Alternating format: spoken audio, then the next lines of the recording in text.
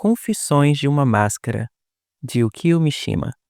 Tradução do japonês, Jaqueline Nabeta. Capítulo 1. Por um bom tempo, insisti que tinha lembrança de cenas do meu próprio nascimento. Toda vez que dizia isso, provocava, de início, o riso dos adultos, mas, julgando que eu os estava enganando, eles terminavam por fitar aquele meu rosto pálido, que nem parecia de criança, com um olhar matizado por ira contida. E quando acontecia de eu fazer essa afirmação na presença de visitas não tão íntimas, minha avó, temendo que me tomassem por idiota, interrompia-me com voz cortante. Vá brincar pra lá. Em geral, ainda sorridentes, os adultos procuravam contornar a situação com explicações científicas. Diziam, por exemplo, que, ao nascer, os bebês ainda não enxergam, ou mesmo que enxerguem, não conseguem formar imagens claras a ponto de poderem se lembrar delas. Era sempre assim. Falando com certa paixão dramática, buscavam esmiuçar as explicações de modo que a mente de uma criança pudesse digeri-las. Não é isso mesmo? Perguntavam, chacoalhando o ombro frágil da criança ainda em dúvida. E pareciam então se dar conta de estarem prestes a cair numa armadilha. Todo cuidado é pouco, mesmo em se tratando de uma criança. Sem dúvida, aquele moleque estava preparando o terreno para perguntar sobre aquilo, e nada o impediria então de, com inocência ainda maior, como toda criança, perguntar de onde eu vim, como eu nasci. No fim, tornariam a me olhar em silêncio, com um sorriso débil congelado nos lábios, sinalizando que, por alguma razão que nunca fui capaz de entender, estavam muito magoados. Mas seus receios não tinham fundamento, nem passava por minha cabeça perguntar sobre aquilo. E mesmo que quisesse, como poderia eu, que morria de medo de ferir os adultos, pensar em preparar-lhes alguma armadilha? Por mais que eu visse aquelas explicações, por mais que me refutassem com suas risadas, eu não conseguia deixar de acreditar que vira cenas do meu nascimento. Talvez minha memória se baseasse no que eu vira de alguém presente nele. Talvez fosse por imaginação minha. Há, no entanto, uma cena de que me lembro com clareza, algo que não poderia ter visto senão com meus próprios olhos. Trata-se de uma borda da tina utilizada em meu primeiro banho. Era uma tina novinha, cuja madeira lisa proporcionava uma sensação de frescor e maciez ao toque. Olhando-se lá de dentro, via-se um delicado raio de luz refletindo na borda. Só naquele ponto, a superfície da madeira cintilava, como feita de ouro. Agitando-se, a água formava línguas que pareciam querer lamber aquele brilho, sem contudo chegar a tocá-lo. Mais abaixo, porém, talvez por causa do reflexo ou porque o raio de luz também penetrasse na bacia, a água reluzia calmamente, como se pequenas ondas brilhantes se chocassem sem cessar, umas de encontro às outras. O fato de eu não ter nascido durante o dia era um argumento mais forte a refutar minha lembrança. Eu nascera às 9 da noite. A presença de um raio de sol àquela hora era impossível. Ainda que zombassem de mim, então era a luz de uma lâmpada, eu não tinha a menor dificuldade de incorrer no absurdo de acreditar que, mesmo de madrugada, um raio de sol batia sim, ao menos naquele ponto da tina. E a luz trêmula da borda da bacia ficou cintilando em minha memória como algo que eu havia visto de fato quando de meu primeiro banho. Nasci 2 anos após o grande terremoto. 10 anos antes, devido a um escândalo ocorrido na época em que ele era governador de uma colônia, meu avô renunciara a esse posto, responsabilizando-se por certo delito cometido por um subordinado. Não se trata de eufemismo. Já vivi metade de minha vida e até hoje nunca vi nada comparável à tola confiança irrestrita que meu avô depositava nos seres humanos.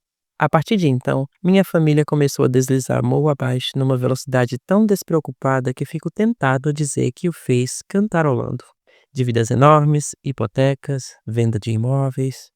Além disso, à medida que as dificuldades financeiras aumentavam, uma vaidade mórbida flamejava cada vez mais alto, como um ímpeto sombrio. Assim sendo, nasci numa velha casa alugada de esquina, situada num bairro não muito conceituado de Tóquio. Era uma casa pretensiosa, de aparência algo caótica, que provocava uma impressão sombria, cinzenta. Possuía um imponente portão de ferro, um jardim na entrada e uma sala em estilo ocidental, tão grande quanto o interior de uma igreja de subúrbio. Na parte alta da ladeira, a casa tinha 2 pavimentos. Na parte baixa, 3. Havia muitos aposentos escuros e 6 criadas.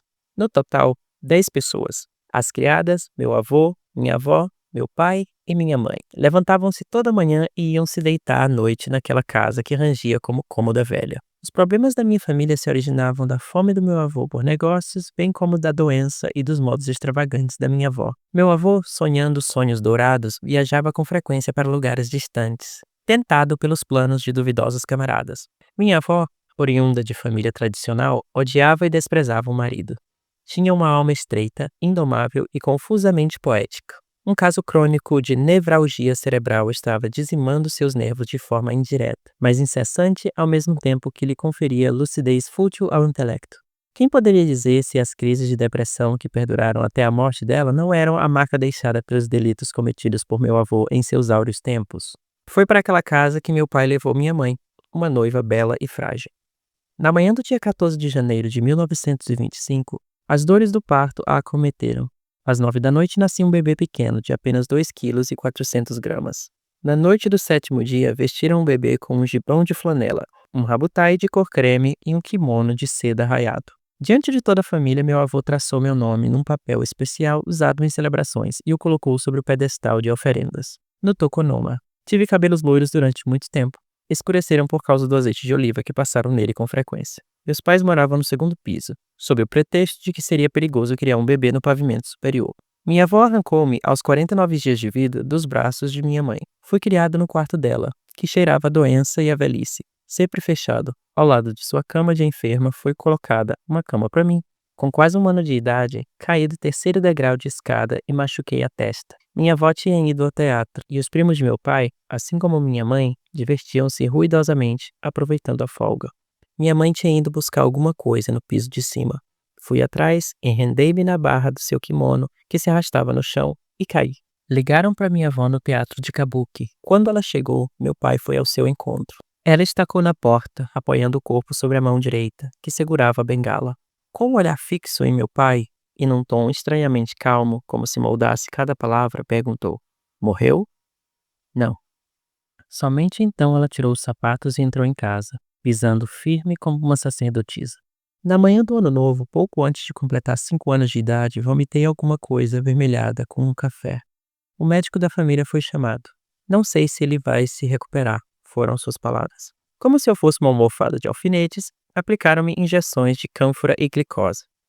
Durante 2 horas não conseguiam sentir meus batimentos cardíacos nem no pulso, nem no antebraço.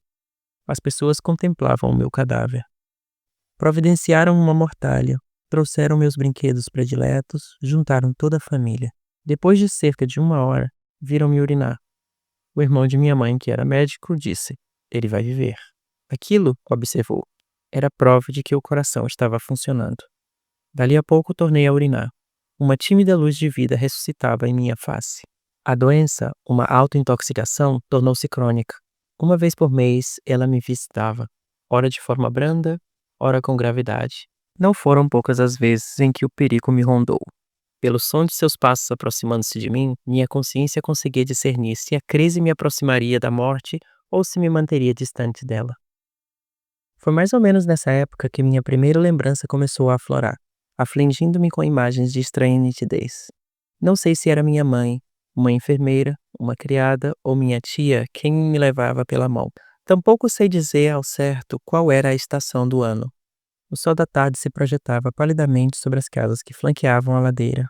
Eu subi em direção à minha casa levado por essa mulher que não sei quem era. Como vinha descendo alguém, a mulher me puxou com força pela mão, abriu caminho e ficou parada a um lado, esperando que a outra pessoa passasse. De vez em quando essa imagem voltava, mais intensa, concentrada, e de certo a cada vez acrescida de um novo significado. Isso porque, em meio à cena vaga que a circundava, apenas a figura daquele que desce a ladeira emerge com precisão desproporcional. Mas isso tem uma razão de ser. Trata-se da primeira das lembranças que me atormentaram e assombraram durante a vida inteira. Era um jovem que descia a ladeira em nossa direção, carregando no ombro um jugo do qual pendiam, à frente e atrás, baldes de excremento cujo peso ele distribuía com destreza por seus passos ladeira abaixo. Trazia um pano sujo enrolado em torno da testa. Seu rosto era bonito e corado, e os olhos brilhavam. Era um limpador de fossos, um coletor de excrementos. Calçava um tabi, próprio para aquele tipo de serviço, e vestia uma calça justa de algodão azul marinho. Observei aquela figura com atenção incomum para uma criança de 5 anos.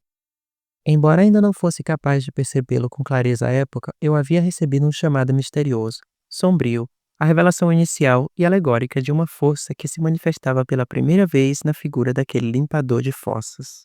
O excremento é, afinal, um símbolo da terra, e o que me chamava era, sem dúvida, o amor malevolente da Mãe Terra. Pressenti então que nesse mundo há um tipo de desejo semelhante à dor pungente. Quero me transformar nele. Foi a vontade que me sufocou ao olhar para aquele rapaz todo sujo. Quero ser ele. Lembro-me com clareza de que havia dois motivos importantes para esse meu desejo. Um deles era sua calça justa azul marinho, o outro sua profissão. A primeira delineava com perfeição seu corpo da cintura para baixo, movendo-o com agilidade, parecendo vir em minha direção. Passei a adorar de forma inexplicável essa vestimenta, embora não entendesse porquê. A profissão, naquele instante, da mesma maneira como crianças querem ser generais quando começam a se dar conta desse mundo, fui tomada pela ambição de me tornar coletor de excrementos. Poderia dizer que a calça azul marinho foi talvez uma das causas desse desejo, mas com certeza não foi a única. Com o tempo, essa ambição foi se fortalecendo, tomando conta de mim, atingindo um estágio inusitado de desenvolvimento. Ou seja, senti em relação àquele trabalho uma tristeza penetrante, algo como um anseio pela dor pungente, capaz de contorcer meu corpo. No trabalho daquele jovem senti algo trágico, na acepção mais patética da palavra.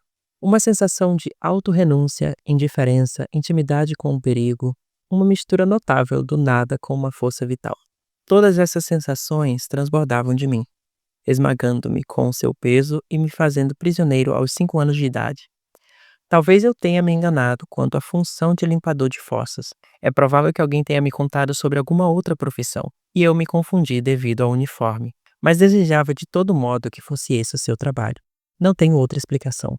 O fato é que, mais tarde, esses mesmos sentimentos se transferiram para os condutores de Hanadensha e os perfuradores de bilhetes de metrô. Ambos provocaram-me uma sensação profunda de vida trágica, algo que eu desconhecia e do qual parecia estar excluído para sempre. Era o que eu sentia sobretudo no caso de perfurador de bilhetes. Naquela época, um odor que lembrava borracha ou hortelã, que se espalhava pelas estações, fundindo-se com os botões dourados perfilados do uniforme azul, na altura do peito, o que instigava minha mente a rápida associação com o trágico. Não sei bem porquê, mas para mim eram trágicas as pessoas que levavam suas vidas inalando aquele tipo de ar. E meus sentidos ansiavam por aquilo, acima de tudo, as vidas, os casos que se desenrolavam sem nenhuma relação comigo, em lugares que me eram negados. Essas pessoas e esses lugares compunham minha definição de coisas trágicas. Parecia que a mágoa por me sentir eternamente excluído desse contexto sempre se transformava, em sonho, naqueles mesmos trabalhadores e em suas vidas, e que essa mágoa era tudo o que eu podia compartilhar de sua existência. Se era esse o caso, então as coisas trágicas, das quais eu começava a tomar conhecimento, talvez não passassem de sombras, projeções da mágoa provocada pelo fugaz pressentimento de uma exclusão ainda maior.